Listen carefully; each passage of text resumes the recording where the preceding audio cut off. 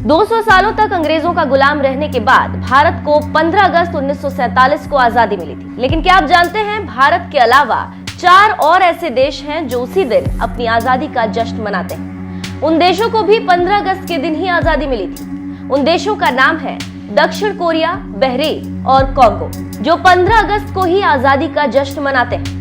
दक्षिण कोरिया ने जापान से 15 अगस्त 1945 को, बहरीन ने ब्रिटेन से 15 अगस्त 1971 को और कॉन्गो ने फ्रांस से 15 अगस्त 1960, लिechtenstein ने 15 अगस्त 1966 को जर्मनी से आजादी हासिल की थी। इन देशों में भी हर साल 15 अगस्त को जश्न मनाया जाता है।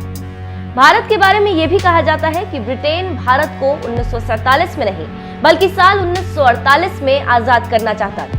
लेकिन महात्मा गांधी के भारत छोड़ो आंदोलन से परेशान होकर अंग्रेजों ने भारत को एक साल पहले ही यानी कि 15 अगस्त 1947 को ही आजाद करने का फैसला ले लिया। भारत में आजादी की जंग पहले से यानी 1930 से ही शुरू हो गई थी। लेकिन आज हम अपनी इस रिपोर्ट में इन सब की चर्चा नहीं करेंगे। आज हम आपको बताएंगे कि आखिर 14 अगस्त की रात को क्या हुआ था।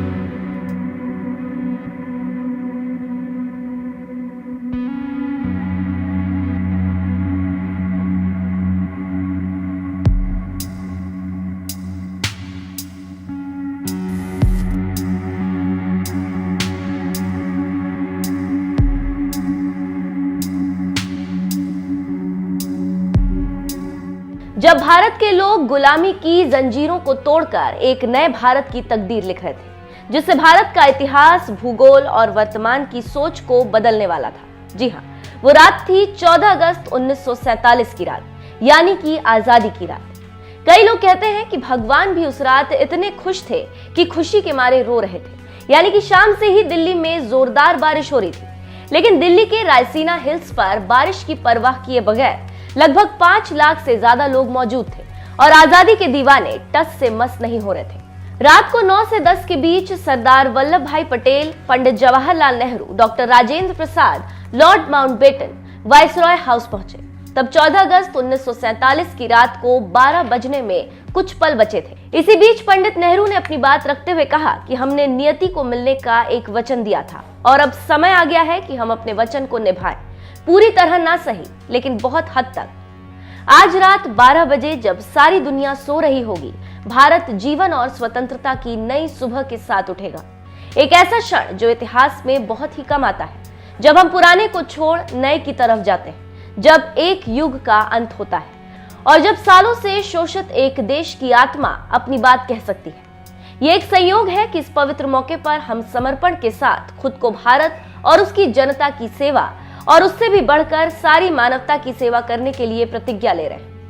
पंडित नेहरू के उस भाषण को अ ट्रिस्ट विद डेस्टिनी के नाम से जाना जाता है।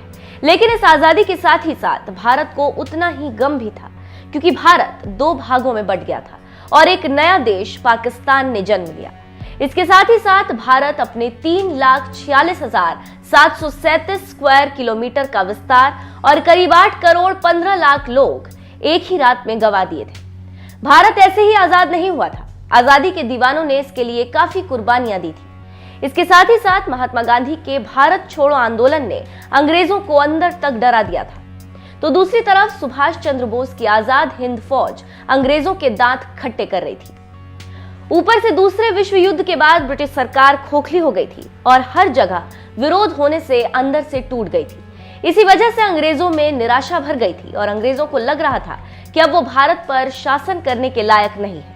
इसलिए ब्रिटिश सरकार ने भारत का आखिरी वाइसरॉय लॉर्ड माउंटबेटन को बनाकर भेजा कि वो जाकर भारत को आजाद करने की प्रक्रिया को आगे बढ़ा सके। अंग्रेजों ने शुरुआत में 3 जून 1948 को भारत को आजाद करने का निर्णय लिया। लेकिन इसी बीच एक समस्या आ गई और वो समस्या थी मोहम्मद अली जिन्ना। वो समस्या थी पाकिस्तान नामक अलग देश। जिन्ना की मांग थी कि हम भारत के साथ नहीं रह सकते, इसलिए भारत के हिस्से को काटकर एक नया देश पाकिस्तान हमें दिया जाए। और जिन्ना की इसी जिद की वजह से देश के अलग अलग हिस्सों में हिंसा भड़क उठी।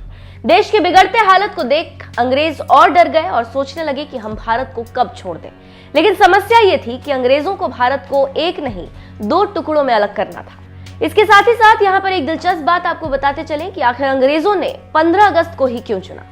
तो आप जानते हैं कि भारतीय शुभ अशुभ को मानते हैं, लेकिन इसके साथ ही साथ अंग्रेज भी शुभ अशुभ को मानते हैं। लॉर्ड माउंटबेटन की माने तो 15 उनके लिए शुभ था, क्योंकि 15 अगस्त को ही जापान ने 1945 में ब्रिटेन समेत मित्र सेना के सामने आत्मसमर्पण किया था और इसके विधिवत सिग्नेचर 2 सितंबर को हुए थे। इसलिए लॉर्ड माउंटबेटन मानते थे कि 15 अगस्त का दिन मित्र देशों के लिए शुभ था, इसीलिए अंग्रेजों ने इस दिन का चुनाव किया। इसके साथ ही साथ एक और दिलचस्प बात आपको यहाँ पर बताते चलें कि रात को ही आजादी का जश्न मनाने या घोषणा करने की जरूरत क्यों थी। इसके लिए भारतीय ज्योतिष शास्त्रियों का मानना था कि वो वक्त देश की स्वतंत्रता के लिए शुभ है। उस समय तय ये किया गया कि तय समय से पहले पंडित जवाहरलाल नेहरू अपना भाषण समाप्त कर देंगे और रात 12 बजे शंखनाद के साथ भारत के आजाद होने की शुरुआत होगी। ठीक वैसा ही हुआ। 15 अगस्त की सुबह लगभग 8:30 पर पंडित जवाहरलाल नेहरू और उनके कैबिनेट ने पद और गोपनीयता की शपथ ली। यहाँ पर एक रहस्यमयी बात बताते चलें कि रात को लगातार बारिश के बाद सुबह बारिश बंद थी और आसमान पूरा साफ था। लोग आजाद भारत के तिरंगे को लहराते हुए देखना चाहते थे। देश के तिरंगे को रात को 12 बजे ही पंडित जवाहरलाल नेहरू ने सेंट्रल पार्लियामेंट में लहराया था और दूसरी बार सुबह 8:30 पर देश की जनता के सामने फहराया गया और अंग्रेजों का झंडा भारतीय जनता के सामने उतारा गया। देश भर के लोगों की आंखों में खुशी के आंसू थे। आजादी के बाद 15 अगस्त के दिन ही अंग्रेजों ने देश को नहीं छोड़ा और भारत के कुछ बड़े अधिकारी कुछ समय के लिए अंग्रेज शासन पद्धति में ही काम करते रहे। इसके साथ ही साथ 1500 ब्रिटिश सैनिकों की पहली टीम 17 अगस्त 1947 को रवाना हुई, तो आखिरी टीम 27 अगस्त 1948 को रवाना हुई। इसके साथ ही साथ अंग्रेजों की आखिरी फौज मुंबई के बंदरगाह से विदाई ली, तो जॉर्ज पंचम के शान में विदाई गीत गाया गया।